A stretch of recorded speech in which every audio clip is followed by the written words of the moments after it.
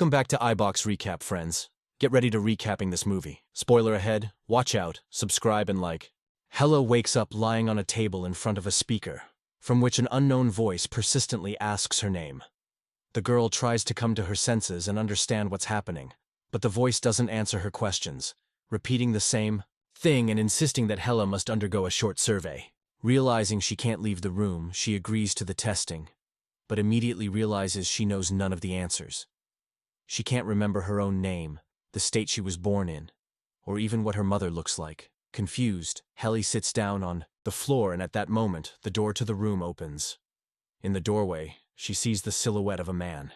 Shortly before this, sitting in his car, Mark Scout is having a breakdown, unable to stop crying.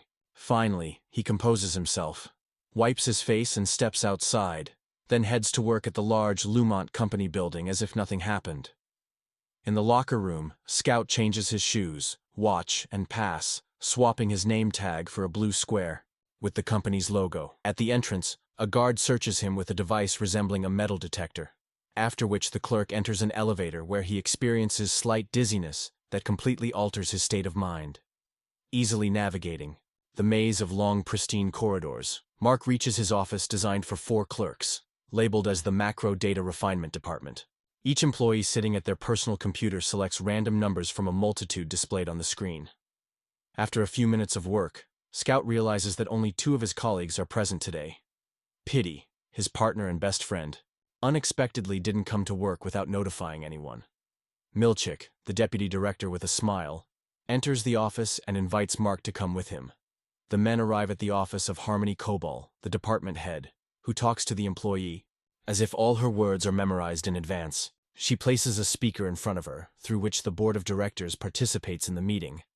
But Mark hears nothing but strange hissing. Koppel informs the clerk that Pity no longer works at the company, which greatly surprises and upsets Mark. No explanation for the news follows, but Mark is appointed the new team lead, replacing his good friend. Immediately after the appointment, Milchick leads Mark to a room with a microphone and monitors, where he will greet a new company employee for the first time. Thus, Mark becomes the voice and silhouette that Hella first encountered. When Scout enters the room with the frightened girl, he calmly starts explaining to her that she is now a Lumen employee. Ignoring Hella's questions and objections, Mark begins to read her important information about the importance of separating work and personal life until the girl finally loses it, throwing the speaker at the head of the boring man. But Hella fails to leave again, and obediently sits down to listen to Mark, who seems to be about to clarify the situation. Unable to bear it any longer, Mark, breaking all instructions, hints to Hella that she needs to ask to leave 3 times, and, after that, he finally leads her out of the room, also guiding her through the numerous white corridors. Eventually, the pair arrive at an exit, which states that separated passage is prohibited, and Mark tells the girl she can leave the building. However, when Hella steps out the door, she finds herself in the same place she just left. Mark takes Hella to Harmony's office, who welcomes the new employee and gives her a disc, which should finally clarify everything. On it, the girl sees herself addressing herself, saying that she voluntarily participates in a program to separate consciousness into work and personal, where in each reality, she will not remember another one. At 5 p.m., the workday in the offices ends, and the employees leave the building. Coming out of the elevator, none of them remembers where and how they worked, their colleagues, or anything from the day. When Mark almost hits Hella with his car, he doesn't recognize her, just as she doesn't recognize him. On the windshield of the car, the man finds an envelope from the company, stating he accidentally fell at work, and as an apology, the company gifts him a certificate to a nice restaurant. Naturally, he also doesn't remember that the bruise on his forehead appeared after interacting with Hella. Returning home, Mark confronts his strange neighbor, Mrs. Selvig, after which he plans to spend the evening as usual in front of the TV.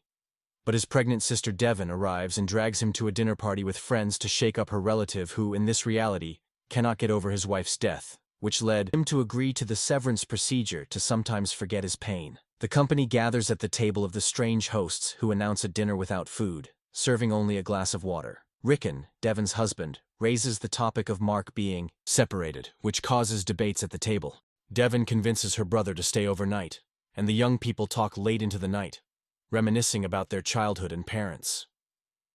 Waking up at night to drink water, Mark's Scout sees a strange man in the yard. If you're enjoying the video, friends, subscribe to get updated and give us a like and comment to motivate our 17 hours of work and help us to grow. Thank you so much. Hiding behind a tree and watching him.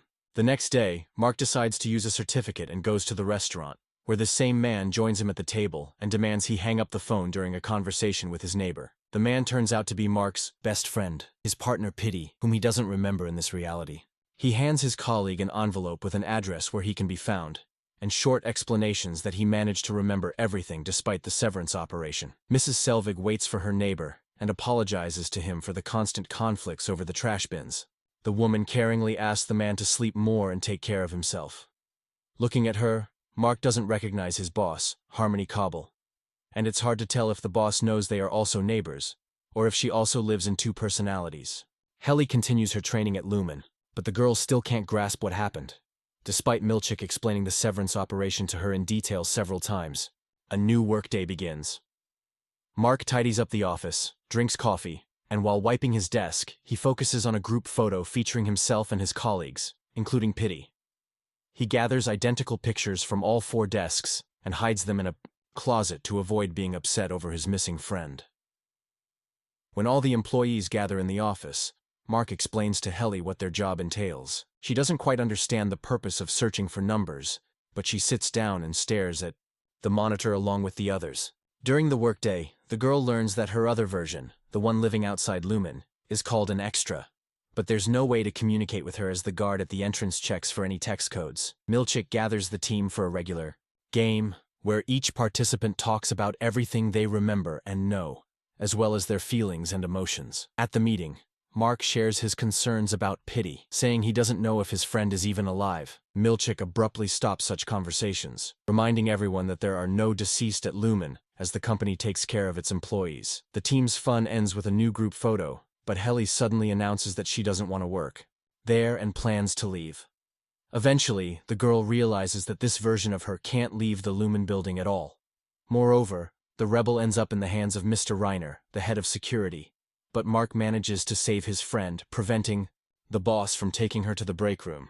Returning home, Mark plans to read the postcard left by Pity, but a knock at the door distracts him. Mrs. Selvig decides to visit her neighbor and offer him homemade cookies as an apology. After seeing off the guest, the man falls asleep and only remembers the letter the next morning. Calling in sick to work, he decides to skip a day and drives to the address mentioned in the postcard, finding an abandoned area of the city where he discovers his Freeman in an old greenhouse. One of Mark's colleagues, elderly Irving, falls asleep at his desk and gets a reprimand from the management before being sent to the staff psychologist. There, while waiting for his appointment, he meets Bert, a similarly aged employee from another department. Meeting Pity, Mark learns about the restroom where employees monotonously apologize for their work misdemeanors. Pity, who managed to cancel the severance, reveals that something terrible is happening at the company, which is why he is now being hunted. Mark takes his friend home and houses him in his basement. Pity constantly suffers from headaches and hallucinations, often feeling like he's back at work. When he recovers, he tells Mark that there is no double life, and while they sit there, their other selves continue working in the office. Despite all the details, Mark repeats that he doesn't want to cancel the severance to avoid remembering his deceased wife. But Pity tells his colleague that he has seen him with red eyes at work because even there, he feels his pain, just not remembering what caused it. Reading the news in the morning, Mark announces that Helly's extra refused her resignation from Lumen. Pity remains in the house alone and hears the door open upstairs.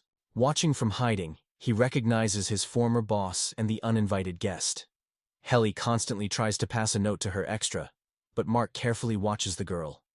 And even when she decides to swallow a pen cap with the message inside, he informs her that the detector will show that too, leading to an unpleasant procedure to extract it. In the corridor, the office employees meet their colleagues, among whom is Bert, Irving's friend. The men exchange a few standard phrases and wink at each other. The entire company goes to the Personality Center to learn more about the creators, and managers of Lumen and Helly again uses the situation to try to escape. This time, Mark fails to cover for his friend, and Mr. Reiner takes the girl to the restroom where she is forced to repeat words of apology and penance over 1,000 times for her behavior until she repents. Mark sees that the photos from the group photo session have arrived and decides to replace the old ones. Removing the pictures from their frames, he discovers a floor plan drawn by Pitty on one of them. At the same time, Pitty makes it to a night store and collapses there, unconscious. The ambulance is unable to help the man in time. All of this happens in front of Mark, and he quickly rushes home, where he removes all traces of his guest stay. In the basement, having turned off the lights, he hears his colleague's mobile phone vibrating. Bert visits to give Irving the bags they sew in their department ahead of the others, and also invites his friend to visit their office, to which Irving happily agrees. Hella returns to the office completely depressed after spending a whole day in the test. Mark tries to reason with his friend and makes sure she doesn't provoke conflicts anymore. But finding the photo with the floor plan drawn by Pitty in Mark's desk, Helly accuses her colleague of hypocrisy as he convinces her to accept their situation, yet keeps such things himself. Bert shows Irving paintings in his department and at one point touches his friend's hand, after which Irving embarrassedly runs back to his workstation. Devon's husband leaves a gift on Mark's doorstep, his own book about the meaning of life without severance. However, when Harmony broke into her neighbor's house, she took the book and brought it to work. Returning to the office, Irving noticed the bright cover. But besides the book itself, he was surprised by something else. The first page had a dedication, stating the book was intended for Mark Scout. Irving brought his colleague to explain what this all meant. But naturally, Mark could not remember his relative or anything from his external life. Not wanting to give up, Helly found a paper cutter in the office and, threatening to harm herself, demanded permission to record a message for her extra. Receiving a response, she realized that it was not so much about the company as about herself. The response from Helly in the outside world was such that she should obediently continue her work at Lumen. Pitty's hidden phone in the basement keeps vibrating, but seeing an unknown number on the screen, Mark hesitates to answer the call. Mark goes to the funeral home to say goodbye to his friend, and is surprised to see his neighbor, Mrs. Selvig, there, who also did not expect to meet him. Both lie to each other about the reason for their visit, but the woman keeps an eye on her neighbor. At the ceremony, Mark meets the deceased friend's ex-wife and daughter, and they immediately guess where the man knew their family head from. Waiting for everyone to be occupied with saying goodbye, Harmony sneaks up to the body and extracts the severance chip from his head. Arriving home, Mark changes his mind about going in and drives to the place where his wife once died. Harmony brings the chip to work and entrusts Milchick to check it in the laboratory to find out how the man managed to cancel the severance. Also, the woman calls Casey, asking the staff psychologist to conduct a session with Mark, as she fears he will also be tempted to cancel the severance. Locked in the bathroom, Mark reads the stolen book about the meaning of life. When it's time for the session, the man obediently comes at the appointed time. The psychologist lights a candle that Harmony stole from a box with personal belongings of Mark's deceased wife. The boss herself watches the conversation through a monitor. Helly, after saying goodbye to her colleagues, goes home. In the elevator, the girl brings a trash bin and a rope, as she can no longer endure the monotonous days without the possibility of liberation. Tying the rope to the elevator ceiling, the girl knocks the trash bin from under her feet. Mark calls the elevator. At the end of the workday, and when the doors open, he sees lifeless Helly. Trying to save his colleague, he calls for help, and Mr. Reiner appears immediately, who reprimand the department head for not keeping an eye on his employee. Harmony gives Pitty's chip to Reiner and instructs him to find out who and how managed to hack it and restore the consciousness of the separated. The man asks if the head informed the board of directors about what happened to Helly, but Harmony avoids answering. Locked in the bathroom, Mark continues reading the stolen book, which increasingly inspires him. After work, the guy takes his things from the locker and sees many voice messages from Rickon informing that Devon will soon give birth and everyone expects the brother to be with her. Mark heads straight to the maternity cottage settlement to support his relative. In a conversation with Rickon, he learns about the book he left on his porch as a surprise, but it never reached its owner. Devon steps out of the cottage to find coffee and meets another pregnant woman. The future mothers talk and discuss their unborn children, but Devon has to return as her contractions intensify. Comforting his sister, Mark shares his suspicions about Lumen and his intention to find out what the company is up to. Psychologist Miss Casey comes to the office tasked with monitoring Helly and reporting any signs of melancholy and sadness to the management. Despite the specialist's surveillance, Mark manages to take his colleague to another wing to talk without eavesdroppers. Wandering the corridors, the pair find a department where goats are raised, which greatly surprises them. This further confirms that none of the separated employees even suspect what the company is working on. Irving meets with Bert in the conference room, but their conversation is immediately interrupted by Dylan, who forbids his coworker from interacting with an employee from another department. Miss Casey finds the runaways and brings them back to the office, watched by Harmony through a monitor. Mark explains their escape as a health walk he took his colleague on. At home, the head receives a call from Reiner, informing her that they have tracked the source of the hack on Pitty's chip. According to the security officer, it could only have been done by one person, former Lumen employee, Gabby. Mark takes out his friend's phone from the box and sees that the unknown number is still calling. After giving birth, Devon goes for a walk in the park with her baby and sees the same woman she met in the maternity cottage. Waving at her and not receiving a response, the young mother decides to approach, but it becomes clear that her friend does not remember her at all. Furthermore, the baby she holds is named differently than she introduced him in their conversation, and when asked why the name was changed, the woman cannot answer, as if she doesn't understand the topic at all. The 4 employees of the Macro Data Refinement Department gather in the cafeteria, and Mark and Helly suggest to their colleagues that they explore the building and meet other departments. However, the timid and law-abiding Irving and Dylan do not approve of such behavior. Harmony summons Mark and informs him that Miss Casey has been punished and sent to the restroom for not keeping an eye on Helly on the day Mark took her out of the office. The 4 decide to meet Bert's department and find out what they do. While the colleagues get acquainted, Dylan explores the unfamiliar office and finds interesting cards.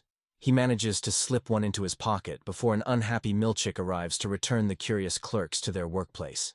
Back in the office, they are greeted by Harmony.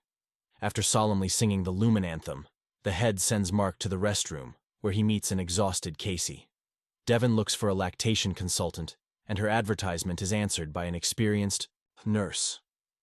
When she arrives at the home of the young parents, the woman recognizes her as her brother's neighbor, Mrs. Selvig. As soon as the helper takes the baby girl in her arms, and she stops crying, the couple trusts her and Devon doesn't question how Selvig ended up there. A boy sits in front of the TV with cartoons, closing his eyes and counting to 1,000, starting to lose count. Dylan sits in the locker room not understanding where he is, and Milchick appears demanding to know where the clerk hid the card from the neighboring department. Suddenly a boy bursts into the closet and jumps on Dylan's neck calling him Dad. The man realizes that his work consciousness has been transferred to the life of his extra, and this is what his life outside Lumen looks like. Waking up at night, Mark turns on Pitty's phone and answers the call. A woman's voice understands who she is talking to and arranges a meeting. Arriving at the college, Mark meets Gabby. She was the one who installed chips in all the separated, and now she's trying to fix the situation. During the conversation, Reiner appears out of nowhere, but the woman deals with him, explaining that he poses a threat to everyone trying to pull the separated out. Gabby sends Mark home and promises to contact him to help him retrieve his another personality that is constantly at Lumen. She hands the clerk Reiner's pass, which is untraceable, and opens any door, and instructs him to take it to work, hoping that the other Mark will understand how to use it. Arriving at work, Dylan inquires Milchick about what happened and who the boy was who called him Dad. The man can't think of anything else, realizing he has a different life going on somewhere else. The supervisor tries to gloss over the question, and knowing Dylan's love for rewards and incentives, promises him special bonuses, explaining that it was a random activation that went a little off plan. The employees learn that they are now working under lock and key to prevent wandering the ZEO corridors and interacting with colleagues from other departments. Harmony visits Devon's house daily as a consultant, but in reality, she tries to gather more information about Mark. Over a cup of tea, she finally learns that the man has questions and doubts about his job, and already regrets having separated. Milchick comes to the office and announces a 5-minute music and dance event to keep the team's spirits up. During the dance, Mark discovers a pass in his pocket, but realizes it's probably a handover from his extra, so he hides it back to use at a more opportune moment. The music break abruptly ends as Dylan attacks Milchick, demanding he tell him about the son he accidentally saw during the switch. The clerk tells his colleagues about his awakening and how he saw his son, and now he wants to cancel the severance. Hella realizes there is some way to awaken, and only needs to find out the details to return to normal life.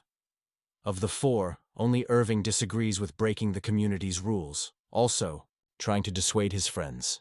Using Reiner's card, the group exits into the corridor, but Irving leaves his friends and heads to the neighboring department to find out what happened to his friend, Bert.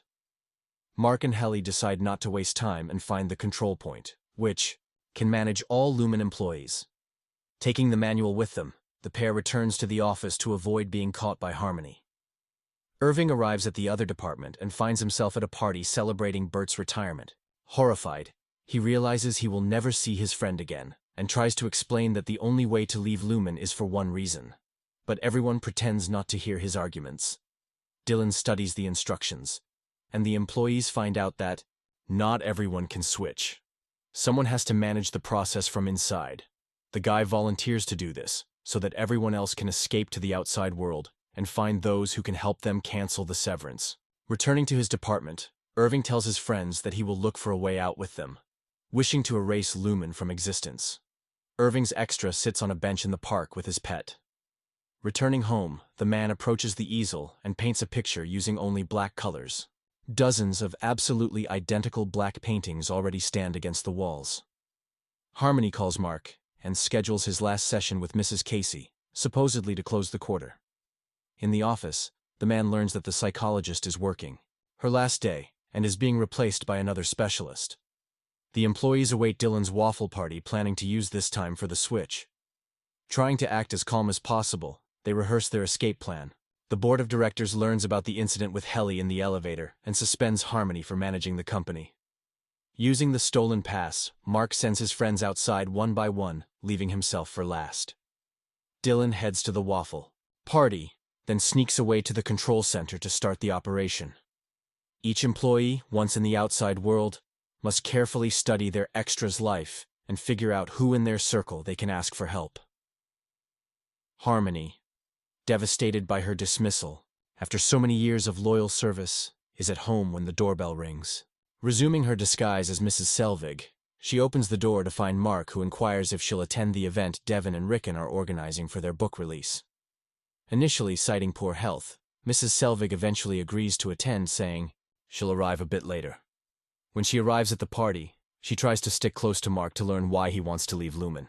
Dylan breaks into the control room and locks himself in, preparing to launch his friends. Reaching the controls, he pulls the levers, and the process begins. Finding himself in Devin's house, Mark's extra doesn't recognize anyone. The same happens with Irving and Helly. Irving finds himself at an easel with a black canvas, while Helly is at a reception among influential people. After learning from the guest that Devin is his sister, Mark tries to speak with her alone for help, but he can't manage it due to the crowd and commotion in the house. Exploring his apartment, Irving realizes he's alone except for his dog. He finds military awards in a locked chest containing items and photos of his son who died in the war. Helly's situation is the most complex. While examining the hall, she realizes she's not just a participant in the severance program, but a direct descendant of Lumen's founders, the daughter of the current company owner. Her extra is supposed to give a speech today about the benefits of having two entities and not wasting personal life on work. At the bottom of the chest, Irving finds strange records in a map with many marks. It becomes clear his extra has long been trying to unravel Lumen's mystery. Gathering everything, he finds car keys and plans to drive to Bert, whose name he found marked on the map. Guests at Devin's house attentively listen to Rickon, but Mark is preoccupied with finding help. Noticing his boss, he doesn't immediately realize she shouldn't be there. Addressing Harmony by her last name, he inadvertently reveals himself and on his plan. In a hurry, he runs to his sister, leaving Harmony in confusion. Devin hands the baby over to the feeding assistant and finally makes time for her brother, who tells her that it's actually his another person, and he urgently needs help to get out of the trap. The woman doesn't fully understand what's happening, but she tells Mark that her brother decided to have surgery, unable to cope with the pain of his wife, Gemma's death. Helly, watching her own interview on huge screens advocating the benefits of severance, feels dizzy and hides in the restroom, where her father finds her and expects a vibrant and emotional performance. Mark asked his sister about his boss from Lumen being at her party, and based on Devin's description, realizes she has entrusted her child to a terrifying woman. Rushing out of the room, Devin begins searching for her daughter, but finds neither the nanny, her car, nor the girl. Eventually, a guest finds the baby carrier in an empty room. Meanwhile, Harmony races to Lumen, simultaneously calling Milchick to inform him of the emergency. The three employees have escaped to the outside world. Milchick rushes to the control room, trying to negotiate with Dylan to open the door. Realizing that bonuses and incentives won't work in this situation, the supervisor promises to tell him not only about the boy from the closet, but also about his two children. Dylan remains steadfast, but Milchick understands he needs to enter the room, so he cuts the belt Dylan used to lock himself in. Arriving at the specified address, Irving sees his friend from the neighboring department relaxing with a companion in his own home. Helly prepares to go on stage, intending to tell everyone the truth. Mark, left alone in the room, decides to look at family photos, and on one of them, he sees himself with his deceased wife. To his horror, it turns out to be Mrs. Casey.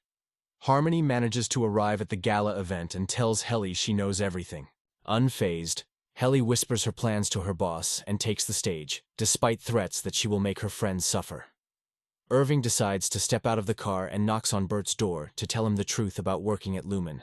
Mark tells his sister that his wife is alive and he knows where to find her, while Helly starts speaking from the stage, revealing that all the sweet stories about severance are pure lies, and that extra belt burst into the control room and pushes Dylan away from the levers. All the escapees return their extras consciousness of personal life. This concludes the first season. Clearly, many questions remain unanswered. Most importantly, what exactly do the employees at Lumen Company do? Hopefully, we will get the answers in the second season set to release in 2024.